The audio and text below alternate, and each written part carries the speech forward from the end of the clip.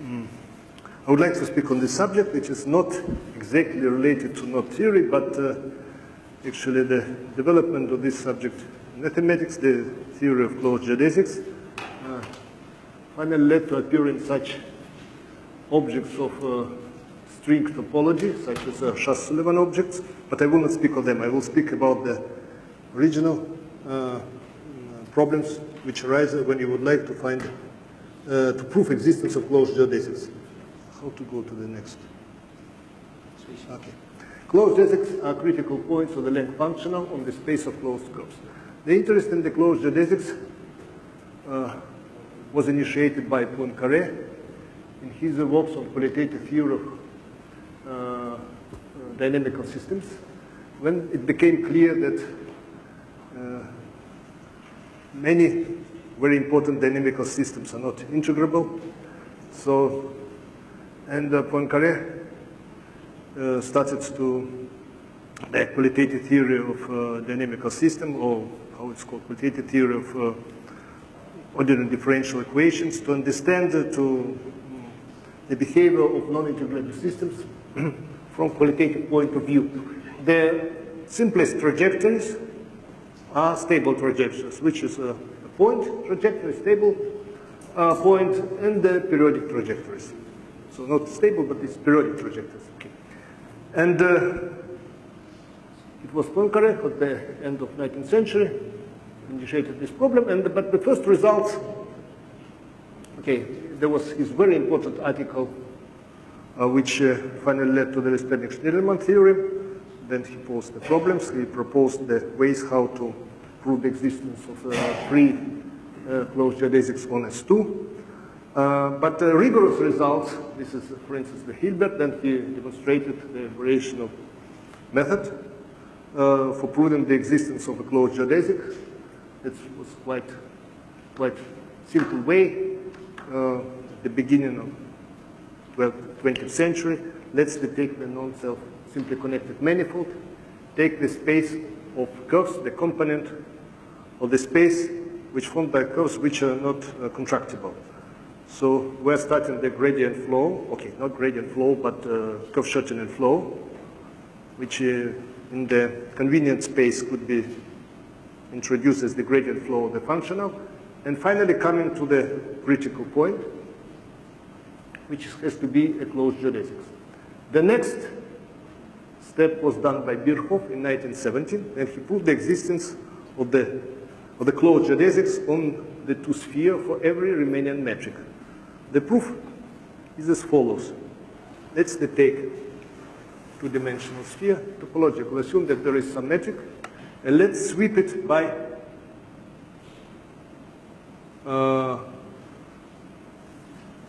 periodic curves. So we take the one-dimensional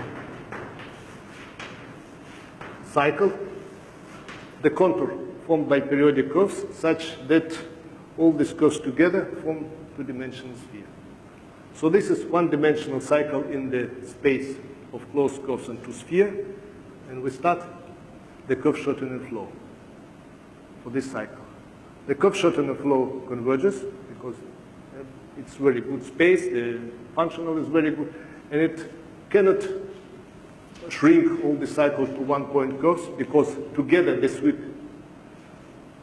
up. This cycle gives you the two-dimensional sphere, so we cannot contract two-dimensional sphere to one-dimensional curve on the sphere formed by this point. So it has to hang on some point, which would be the closed geodesics. This is the proof by Birchhoff in 1970. The theorem by Respelnick and Fett in 1951 generalizes this reasoning for every Riemannian manifold. And it's very simple also. Now, it looks very simple now. So we have simply connected manifold. By Gurevich theorem, there is a non-trivial homotopy group. This simply connected manifold, higher homotopy group.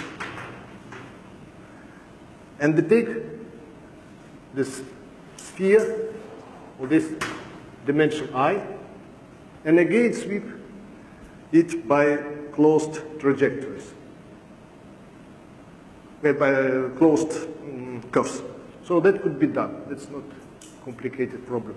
And then this sphere is mapped into M, so we have I minus one dimensional family of closed curves, which is not contractible to one point curve. So it has to hang on some critical point, and that would be a closed geodesics. So the article by Lusternik is just 2 pages in the Doklady of Academy of Sciences of Soviet Union. Lusternik and Schneemann, they did develop different ideas based on the category of which was originally introduced by Lusternik 2 years before for other problems. Actually, I just a statement for S in the standard metric. So it says like you take the 2 students standard metric, or you next 3? No, for every metric. Sure, I understand, but in particular for the standard metric.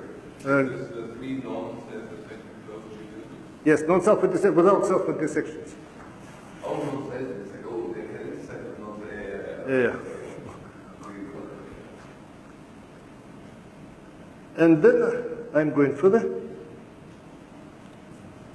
So this is the general strategy in this problem, which is demonstrated by one-dimensional cycle, in the convenient spaces of curves.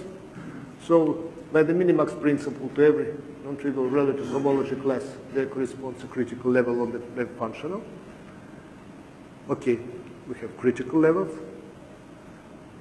And then to every critical level, there corresponds a closed geodesic line on this level. It's obtained by this curve-shortening flow. So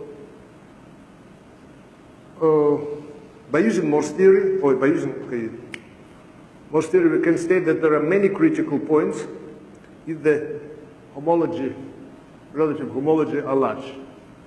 By the spectral sequences, this was Serko computed relative homology for many spaces. Then there were other contributions there for particular spaces. They were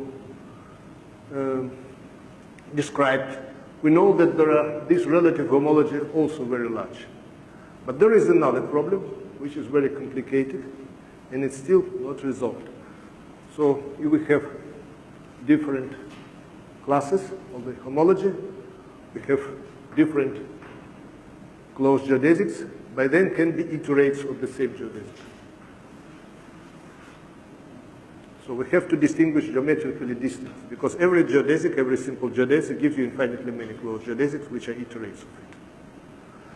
For Lusternik and Schneemann, this is not the problem.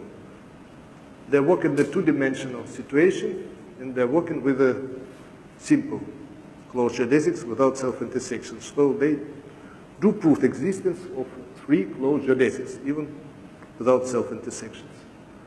For other cases, it appears quite complicated.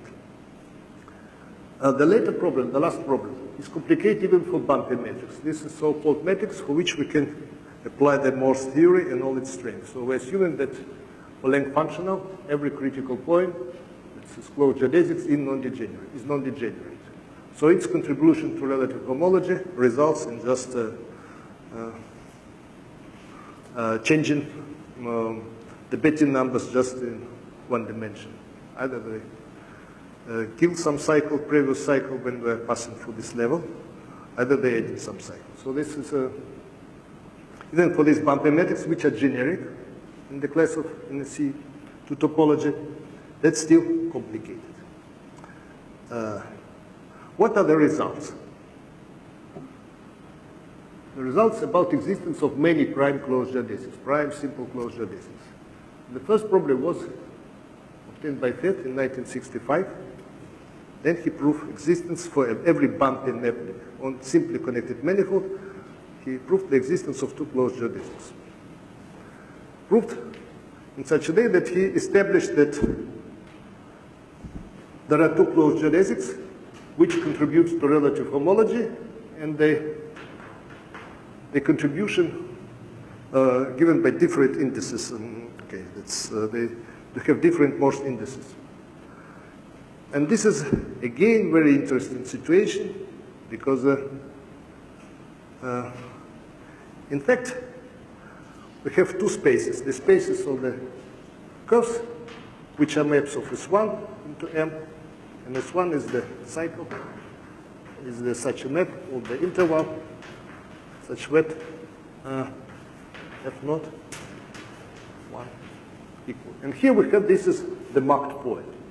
And then they have the spaces, okay, let's call it by some letter. And then they have the space of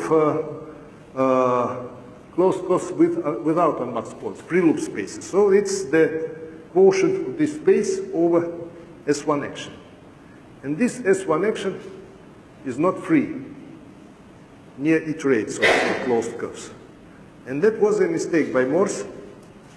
Then he didn't notice that.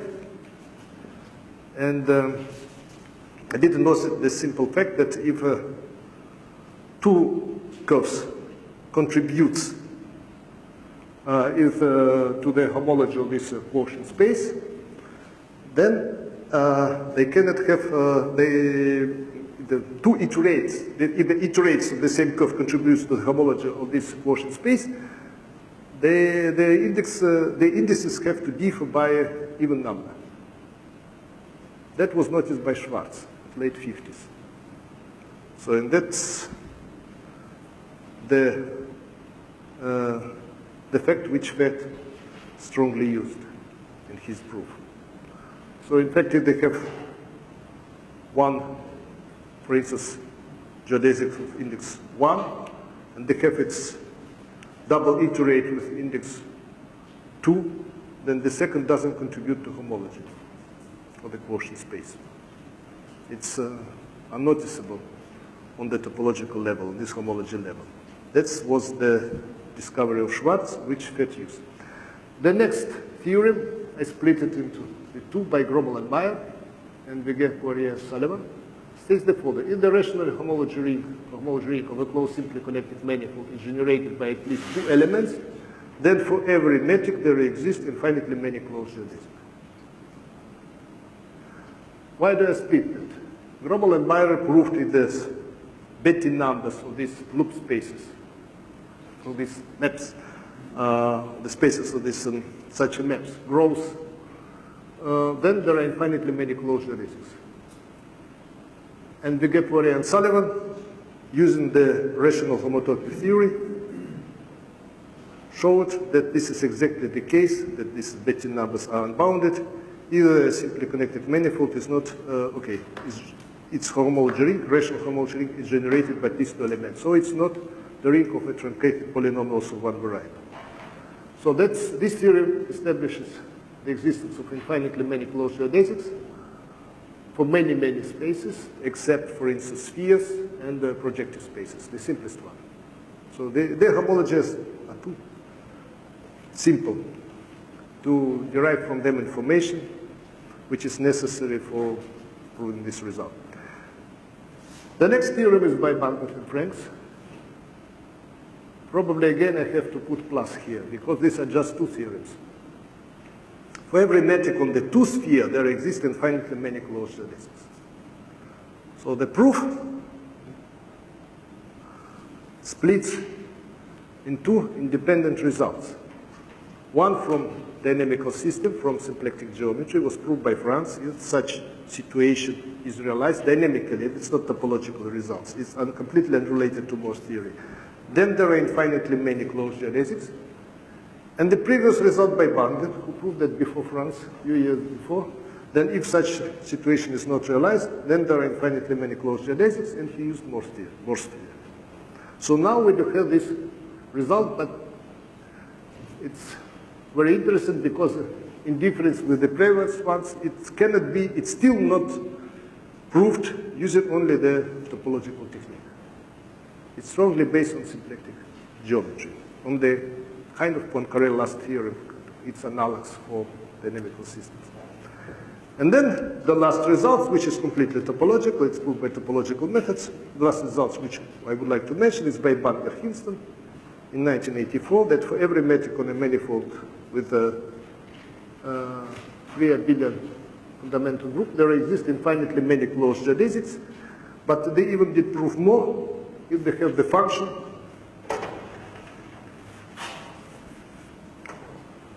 pi of x, which shows the number of prime closed geodesics of the length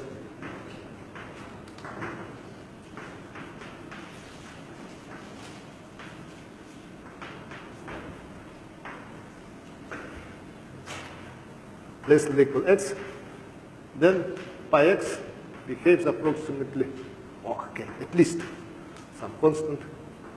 It grows x over logarithm x. For generic metric, it behaves as this one, some constant. So it behaves as growth of prime numbers.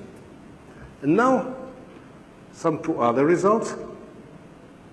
One is very interesting because it is based on mathematical logics in a sense. It's a theorem by Gromov. He proved it in early 80s. It was published in some preprint. Finally, in the journal, it was published in 2000, and the same preprint actually, slightly extended. And some details of the proof and its kind of other results which are obtained in this manner were obtained by Alex Nabutovsky. It's about a few years ago. It says the following: if the word problem for P1 is unsolvable, then on a closed manifold there exists an infinite family of prime closed geodesics such that they are local minima of the length function. And the length grows to infinity. So roughly speaking, there is a kind of algorithmic way, some reason by Gromov, we have only finitely many prime closed geodesics with bounded, also that's bounded length. If we are not in this situation, when we can solve the word problem for P1. That's the reason. If it's unsolvable, then there has to be abstraction, geometrical abstraction. If we would like to realize its solution of the word problem geometrically, then we are working with the loops which are realizing some elements. Then some elements of the P1. Then the abstraction to unsolvability lies in existence of this infinitely many closed geodesics. And the next one is the following theorem by Rademacher. He did show that if a metric meets some C2 generic condition introduced by Klingenberg and Takins, then there exist infinitely many closed geodesics. What is this C2 condition? It is as follows. First, we assume that the metric is bumpy. That means that all these closed geodesics are non-degenerate. And then we assume that they're either hyperbolic, either the Poincaré maps for them behaves to some behaves in such a way that okay, there is by another theorem by Jürgen Moser, they behave in such a way that as Moser proves, then there are such near such geodesics, there are infinitely many other closed geodesics, so we can. So this is a kind of okay, some special behavior of the Poincaré map.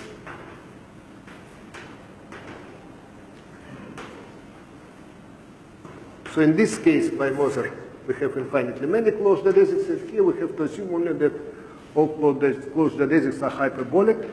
This, for instance, implies the following: the index of the nth iterates of simple closed geodesics, is just grows linear. And then if we have this condition, and if we have the computation of this homology of free loop spaces for this left manifolds, spheres, and projective spaces, we can show that finitely many hyperbolic closed geodesics cannot generate this homology. That's the whole. This is comparison of these two results. And now there are another subject, closed geodesics of Finsler. Okay, Finsler, this is misprint, Finsler manifolds. And it was initiated by Anosov in the early 70s. When did he say? in his talk in ICM in Vancouver. He did say that Finsler metrics, the geodesic flows of Finsler metrics give you many interesting examples of dynamical systems which can be studied by geometric means. So this is another way. The analogs of the fields by Hilbert and Lusternik set are valid, and the proofs are completely the same. Finsler metric is, roughly speaking, the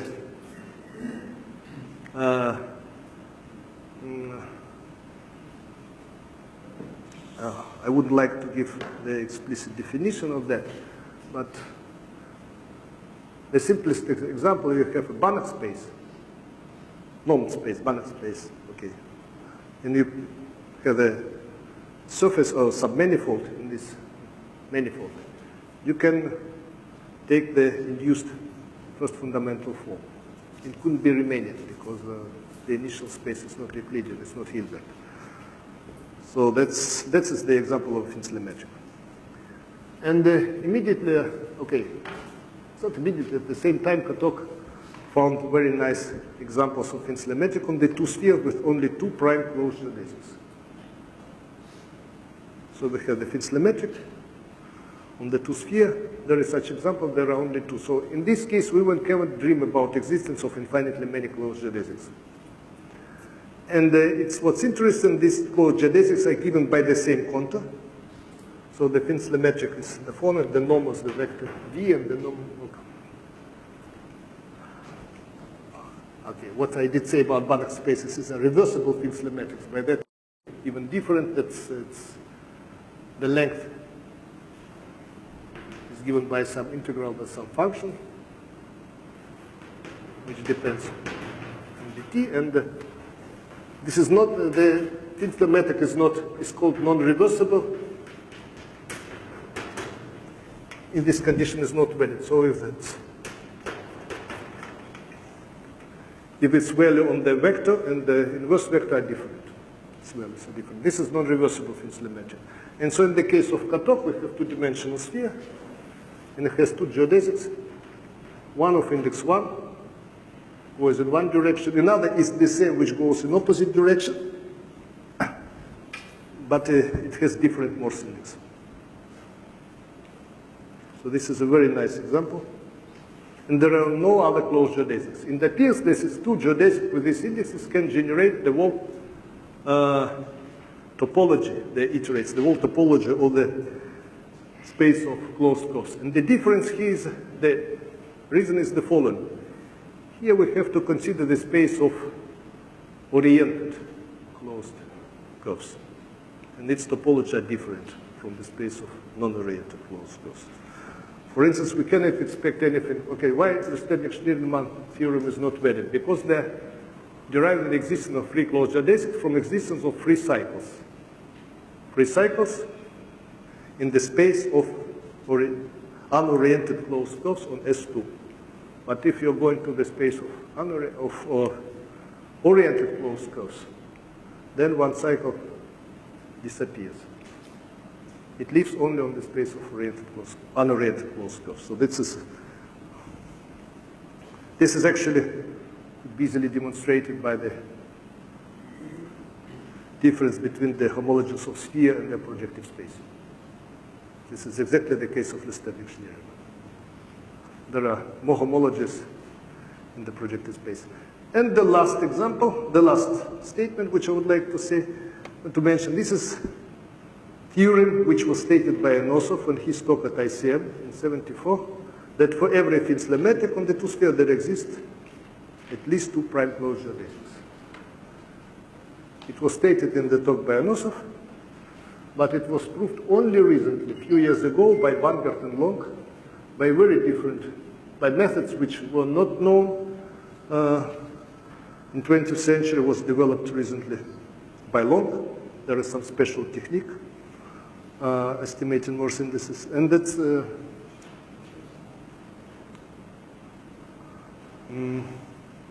and this is probably the strongest result which is known now for Finsler metrics on S2. And recently, Long started to look with his former students and the real students, started to look for another problem. Existence of closed geodesics in fixed homotopy classes. So let we have a non-simply connected manifold. Let we have a simple closed. Let we have some non-trivial homotopy class. How many closed geodesics in this class? This is kind of a very special problem. And it needs to compute, for study it needs to compute the homology groups of the closed curves in this, exactly this homotopy class, and it's not that trivial. For instance, it's some results we cannot know from the previous study we cannot apply. He recently proved the existence of two geometrically distant closed geodesics on RP3 with the bumpy Finsler metric and non-contractible. Geometrically distant non-contractible closed geodesics. That was a very recent result, published at the end of last year. And he used the computation of equivariant homology with Z2 coefficients of the non-contractible spaces for odd-dimensional projective spaces. This is topological theory. So they have this non-contractible free-loop space for odd-dimensional projective spaces, and computed the equivariant cohomology, and then, using Morse technique, derived the existence of two distant closed geodesics, but only for bumpy metrics. So this is topological part is also not well understood. And I saw this article of Long, and it came to me that we can apply some old results for deriving some descriptions of the homologies of these of loop spaces on some non-simply connected manifolds. So first I introduced the path spaces. The lambda is the space of H1 maps on the circle. Omega is usually the subspace formed by the loops, starting and ending at the point X. P plus and P are the quotients with respect to S1 action. But again, especially when you are working with Finsler manifolds, you have to be careful about this parameterization. So in the Finsler case especially, it's better to go to the space MLM. Is LM space of formed by curves parameterized proportionate to the arc length. So in this case, to every closed geodesic, there corresponds just S1 family of closed geodesics when we are changing the marked point. And then we have its quotients with SO2 action. So in this case, for P plus and P, to every closed geodesic, there corresponds just exactly one critical point. So now we can apply the Morse theory. And if we were adding this H in these brackets to the name of the space, to the notation of the space, it means that they're considering the subspace connected components formed by curves from this free homotopy class H. And that theorem was independently proved by me and Ballman in 1984 and published the same year, 2 years afterwards, in 86.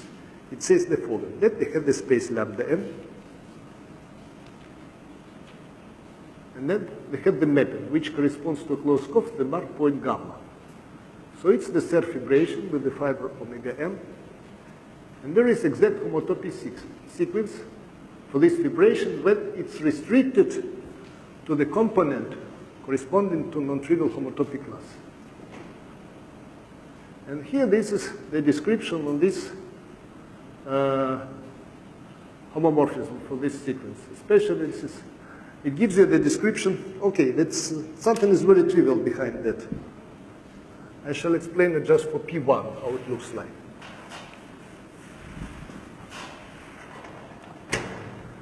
For P1, it's almost elementary. Let we have the space of the closed curve of the fixed class H. Take the H, the element of P1, and assume it commutes with another element G. So we take the loop, which realizes H, and it commutes with another element. So it means this is the loop that realizes G. So we have G, we have H, and so the bouquet of these two loops, we can spell this bouquet by some two cell and get the torus. So this torus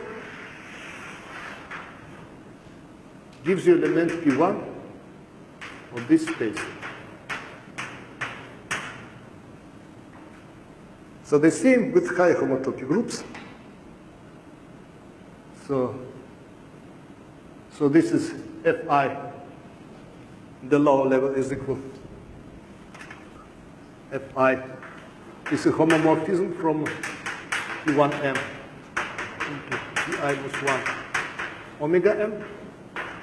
And Fi is equal to Hi minus Id. And Hi is the action of element H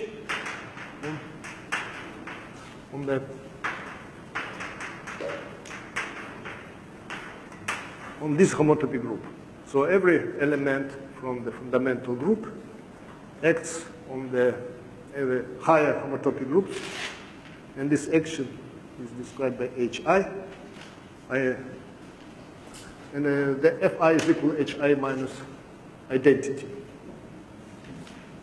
So this is probably the crucial, B is the crucial point, and from that we can derive the following theorem. It appears in Archive in April. It follows less. M is the compact space form, so that's a quotient of the sphere over some discrete group which acts freely and isometrically on Sm. H is non-trivial element. Pi, for simplicity, PQ is just the Tensor product of with Q. Actually, I'm computing only ranks. And here, for even dimensional cases, they're non-trivial only in 2 dimensions, for k minus 2, for k minus 1, and for dimensional cases, 2k, 2k plus 1. 4-dimensional cases with Z2, that was probably known too long. And okay, that's in Z2 they did these computations in their articles, which I mentioned on one of the previous slides. And here is the following: if they have 2k dimensional sphere, then its homotopy groups are infinite only in 2 dimensions, for k minus 1 and 2k. And from the previous theorem by Baldwin and Lee, it follows that this homotopy element doesn't give you non-trivial elements in the space, in the homotopy groups of closed curves. It doesn't survive because it's the action Hi just multiplication by minus 1 in this situation. And for k minus 1, Fi is trivial, and we can derive this consequence. And so this is P1. This is some special subgroup, cyclic subgroup. It's a centralizer of H in the group gamma. So in 2 dimensions, this is Z4. Now we have another problem. Already mentioned it's that the action of S1 on the space Lm is not free.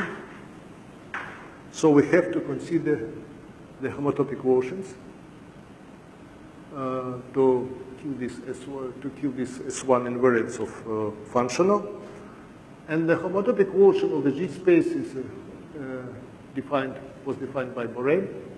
So if we have the G space of the X of the space on which the group G acts, then it's take the product of X with EG. This is actually homotopically the point, and take the diagonal of action of G, and then we have finally the space. Xg is called the homotopy quotient, and its cohomologies are called equivariant cohomologies of this manifold.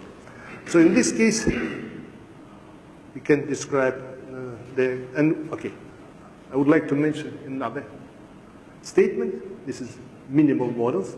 Let X is simply connected, homotopically simple, which means that its fundamental group is simple and its action of all high homotopy groups are nilpotent. Okay, fundamental group is nilpotent and all its actional high fundamental groups is also nilpotent.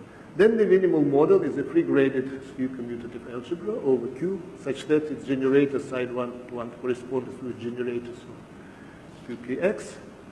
And there is differential such that, okay, this minimality condition is hidden here. For every generator U alpha is differential. This is expressed in terms of generators of degree less than degree U alpha. And the greatest skew commutative algebras, this cohomology algebra of minimal model and cohomology of the initial manifold are isomorphic. So actually these minimal models were used by Viguier, Poirier, and Sullivan for proving their result about infinitely many closure geodesics, and minimal models were introduced by Sullivan. And now is the following theorem. Let again we have this manifold M, which is the quotient of sphere with respect to the gamma action. Then we can describe completely the minimal model of the homotopy quotient and the cohomology ring of the homotopy quotient. So finally we compute the whole cohomology ring of homotopy quotient. And what now we have this space of curves, and we have these non-trivial elements, and we know to every non-trivial generator of non-trivial to this cohomology ring, there corresponds a closed geodesics. Now we have only, so that it's rather large. So this is a cohomology ring of H is just a truncated polynomial. They're both truncated polynomials. Okay, they're generated with two elements. So they're quite large. Now we have another theorem, which I would like to mention. It was proved by Bott. It's as follows: how to compute the index of the iterates of closed geodesics. It says the following. Let's take the S1. Now let's lambda, the unit circle in the complex plane. Then there are finitely many points which are pairwise conjugate, at which, and there is the function, what do I call it? E, capital E, Z, with values in positive integer numbers, which is a constant on these intervals outside these finitely many points. And the index of the iterate of gamma is the sum of this function taken in the nth, in the roots of the unity. So this is how to compute these indexes, actually this theorem. And now we call the geodesic is called non-degenerate if plus minus 1 doesn't lie in the spectrum of the corresponding Poincare method. It means that which holds if lambda IM doesn't equal plus minus 1. And the metric is called Bambi if all its closed geodesics are non-degenerate. And here this is observation by Schwarz, which I already mentioned before. And now that's from the previous theorem. You can, for instance, apply it to the case then k equal to 1. Yes?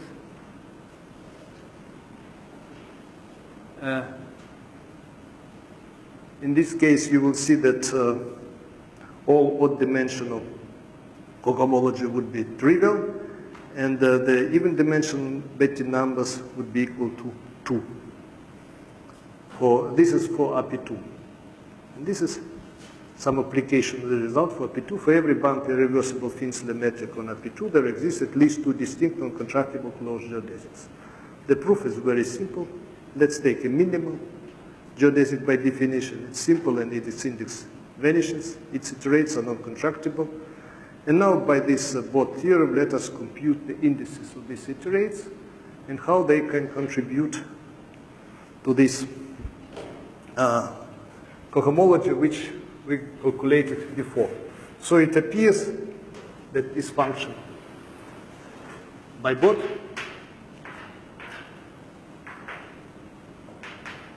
is constant outside I minus 1. Here it takes value is 1. Here value 0. Here it's 1.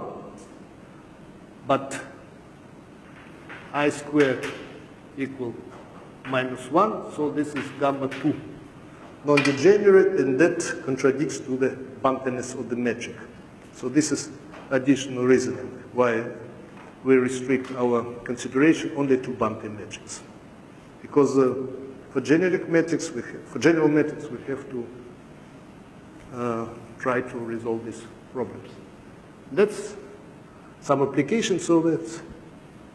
But I would like to mention that the problem, how to distinguish iterates of the same closed geodesics, when we know their contribution to homology, is still very complicated. For general simply connected manifold, it is unsolved.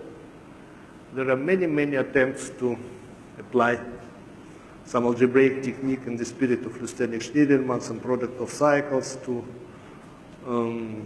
find the way to do that. For instance, this is Schass-Sullivan product. There recently were introduced Goretsky-Hinston product. Hinston, she was already mentioned in the references due to her theorem with Bangert. But the problem stays unsolved. And also, if we avoid bumpiness of this metric, even in this case, we cannot say anything about existence of two closed geodesics. We can expect there would be more, but we cannot say anything about existence of two closed geodesics in this case, because the bumpiness is strongly used here in this very last point, C2 is degenerate. And we assume that there are no degenerate closed geodesics. And that's actually what I wanted to talk about here. Thank you for your attention.